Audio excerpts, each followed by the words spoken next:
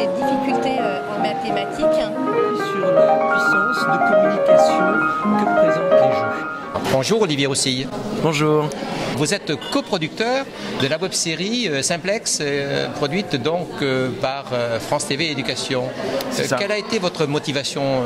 Alors en fait, au départ, c'est d'abord le rôle de producteur et d'avoir l'initiative du projet. Donc en fait, nous sommes venus frapper à la porte de différentes personnes, dont notamment France Télévisions, avec une intuition de départ qui est de se dire, faire des mathématiques aujourd'hui, pourquoi ne pas utiliser le média audiovisuel pour pouvoir donner envie et de découvrir et d'apprendre ou en tout cas de donner envie. Et le constat de départ, c'est que moi j'étais un cancre en mathématiques au départ. À partir du primaire, en fait, au moment où ça se complexifie et que ça devient de plus en plus abstrait, en fait, moi j'ai décroché. Et fort de cette expérience, je me suis dit plus tard dans mon métier comment je pourrais faire pour guérir un peu cette blessure narcissique et en faire quelque chose de positif. Et je me suis dit faisons quelque chose pour les collégiens où finalement prenons les grands théorèmes qui sont abordés au collège et pour les rendre accessibles, mettons-les en situation pour que les mathématiques règlent des problèmes du quotidien d'ados de leur époque en fait. Vous visez les jeunes par le jeu?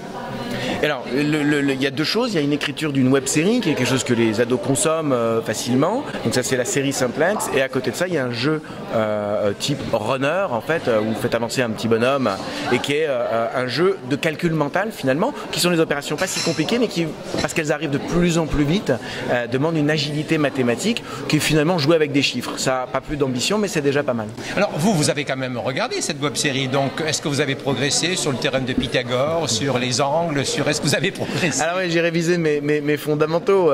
J'ai surtout découvert des gens qui étaient passionnés par les mathématiques et surtout qui voyaient le monde, qui voyaient les mathématiques comme un langage pour comprendre et décrire le monde.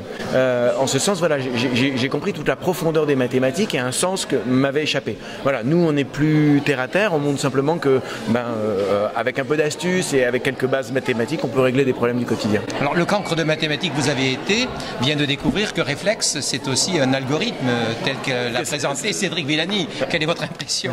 Simplex, c'est effectivement un algorithme, mais c'est aussi un magasin de bricolage. Nous, ce qu'on a voulu, c'est jouer plutôt sur le mot simple, pour rendre ça, pour dédramatiser, montrer que c'est accessible et que c'est... Voilà. L'objet de cette web-série, c'est la cible, c'est les jeunes, la cible, c'est certainement les enseignants, c'est les parents.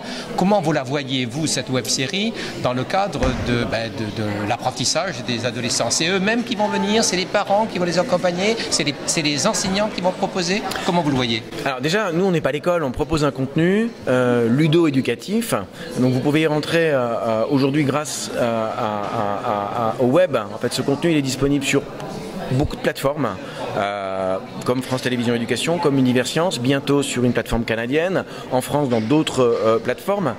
Les portes d'entrée, elles sont multiples en fait. Vous pouvez avoir plusieurs démarches.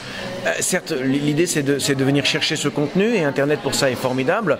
Vous allez avoir un problème, vous rentrez, vous avez 13-14 ans, vous vous posez une question sur Pythagore, vous n'avez pas bien compris, vous tapez Pythagore, ce contenu va aussi remonter et c'est aussi comme ça que ce contenu va venir aux gens.